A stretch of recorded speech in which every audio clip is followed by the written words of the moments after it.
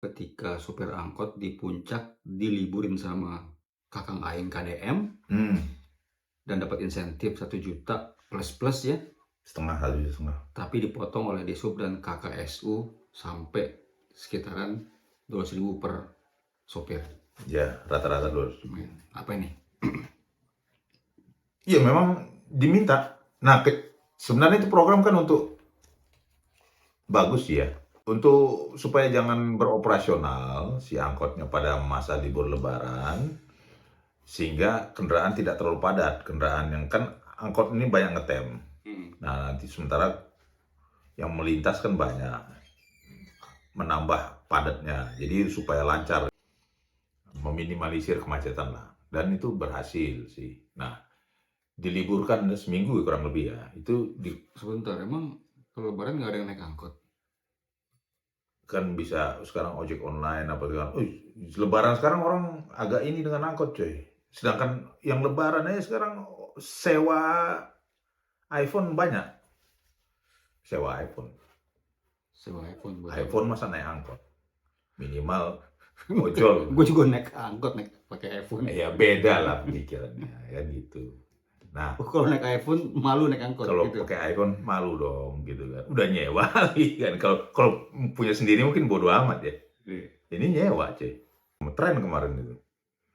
Nah, balik ke ini laptop kan. Jadi itu program berhasil karena ditanya pedagang banyak pak, lancar ini. Artinya tertib. Nah, mereka diliburkan, diberi kompensasi dong. 1,5 juta, 1 juta cash, 500.000 berupa sembako. Nah, itu bukan di Bogor aja, di Garut, Tasik, apa segala tukang becak kebanyakan di sana sih, Delman apa. Kalau di sana bukan angkot, tapi yang khusus di Bogor ini di daerah puncak itu diliburkan dengan perjanjian nggak boleh narik masa Lebaran. Kalau nggak dihukum. Ternyata ada yang narik, masih ada yang narik. Dikonfrontir. Loh, iyalah saya narik, saya dipotong 200. Dipotong 200. Siapa yang mau potong? Nah, mulailah berkembang kan. Pertama dia bilang dari Kabid Lantas di Subnya, terus KKSU, rata-rata 200.000, bermacam sih, tapi paling tinggi 200. Dipanggil, diamprokin sama gubernur di Sub Bogor ya, KKSU, sama supir angkotnya. Si di Subnya nggak ini, membantah gitu, kan uangnya saya nggak terima, saya nggak ada minta, katanya. Dibenarkan sama supir angkot. Uang sumbangan sukarela. Kayak SDSB cuy. Sumbangan sukarela. Cuman ini nggak ada hadiahnya. Nggak ada berhadiah. Hadiahnya di akhirat. Yoi. 50 sampai 200, tapi rata-rata 200 lah. Aman dong si di subnya nih. Cuman gue curiga nih. Apa yang lu curiga? Ya nggak mungkin kan. Ya pastilah di sub apa nih? Jangkrik bos. Gitu. Ya. KKS itu kan kalau jangkrik bos pakai baju polisi cuy. Semua kayak dono. Ya itu kan chips. Yoi kan beda. Ini jangkrik bosnya kan beda. Jangkrik bos. Nah, si Kang Deddy bagus nih. Itu kan dibalikin tuh duitnya. Setelah diamprokin apa segala macam. Semua dibalikin. 11 juta, 1.100 sekian angkot. Tidak semua yang dikasih, 600-an sekian. Dari yang 600-an sekian mungkin yang kasih sumbangan sukarela cuma berapa gitu. Total 11 juta 200-an lah, 11,2 juta. Itu dibalikin sudah. Tapi tetap dipermasalahkan sama si Kang Deddy. Akan jalur hukum, nggak ada cerita nih. Jangkrik bos, jangkrik bos, jangkrik bos. Total 11 juta rupiah dibawa ke jalur hukum. Kesian juga sebenarnya sih gue pikir. Kalau udah, menurut gue sih kalau udah dikembaliin ya udah. Bukan soal nominal, ini masalah kebijakan kan. Yang diselewengkan. Maksud gue, kalau lu bicara soal kenapa nggak secara internal etika aja, mungkin di apa gitu di. Oh enggak, justru Kang Deddy itu bagus. Kenapa? Jangkrik bos ini susah diinin, ya kan? Dia bikin program ini berhasil tapi ditelikung. Ya harus dikasih ini shock terapi. Walaupun 11 juta 200, 11,2, 11,3 tetap harus, karena dia kan kebijakan, dia kasih soal ini Kalau jalur hukum berarti kan ada misalnya nanti hukuman penjara, percobaan penjara atau apa gitu. Ya. Ya kasihan juga sih kupikir. Kalau misalnya jalurnya lebih intern gitu kan, atau lebih ke lingkungan sendiri, kena etika atau apa ya mungkin ya potong gaji lagi atau turunin pangkat, diskorsing tanpa apa unpaid leave lah atau apalah gitu. Nggak ada cerita cuy. Lu PNS selama ini merajalela, kenapa mereka nggak ada dipecat? Mereka dimutasikan atau di downgrade, tapi masih bergaji juga. Mas senang-senang aja. Soalnya yang korupsi 2 triliun merajalela, dibiarkannya 11 juta, 0,0 sekian persennya. Iya, sekarang kan gitu. Itu beda lagi. Itu masalah KPK-nya. Kalau ini kan kepala daerah pengen tertata rapi nih. Ya oke lah, shock terapi lah. Ya, Oke. kebijakan dia. Jalur hukum. Memang harus jalur hukum. Karena ini pasti ada lingkaran. Nggak mungkin si KKSU sendiri. 1,5 juta kali 600, 2 M juga dana keluar. Gua nggak nyampe. 2 M. Belum itu. 1 juta kali 600 ya 1,5. 16 juta, 16 jutaan. 1,5 kali 1.000.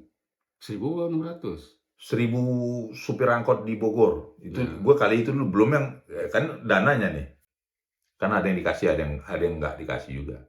Kemungkinan gitu. Karena dari 1.000 sekian supir angkot di Bogor, 600-an yang dapat. Kalau 1,5 juta per orang, 1.000 sopir itu baru 1,5 M. Kalau 600 ya paling 200 juta. Tapi yang dihitung total penyelewengannya 11 juta. 11 juta doang. Iya. Belum lagi yang di Garut. Kecil, gue ganti deh.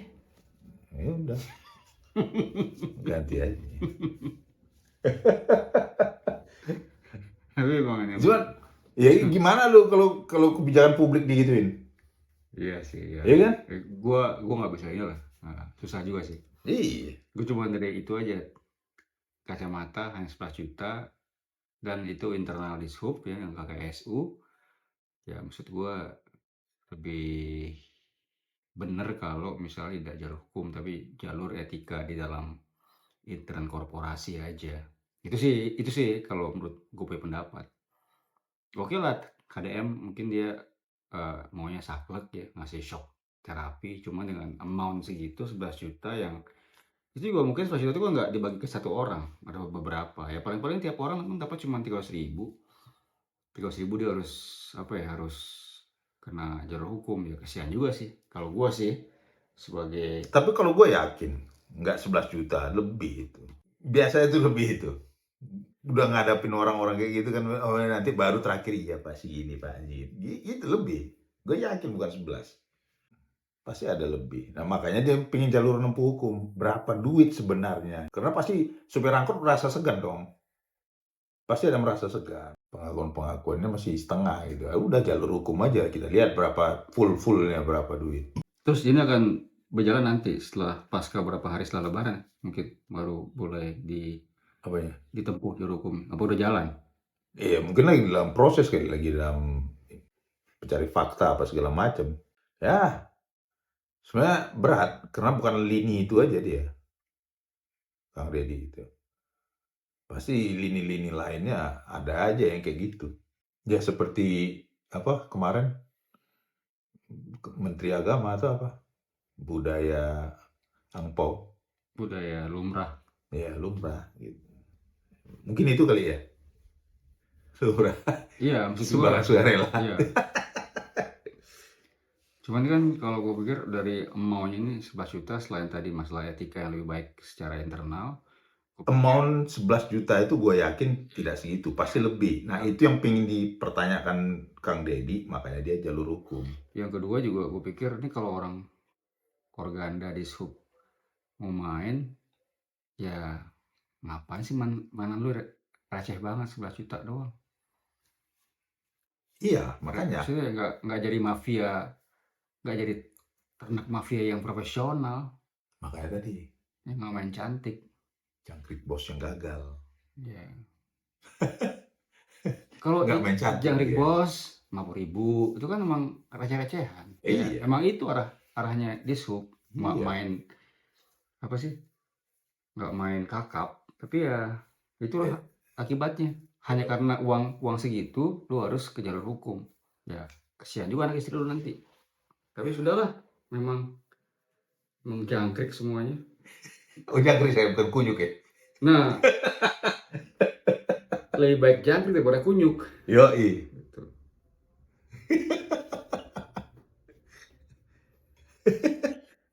Ya udahlah, itu paling itu aja. Itu aja lah.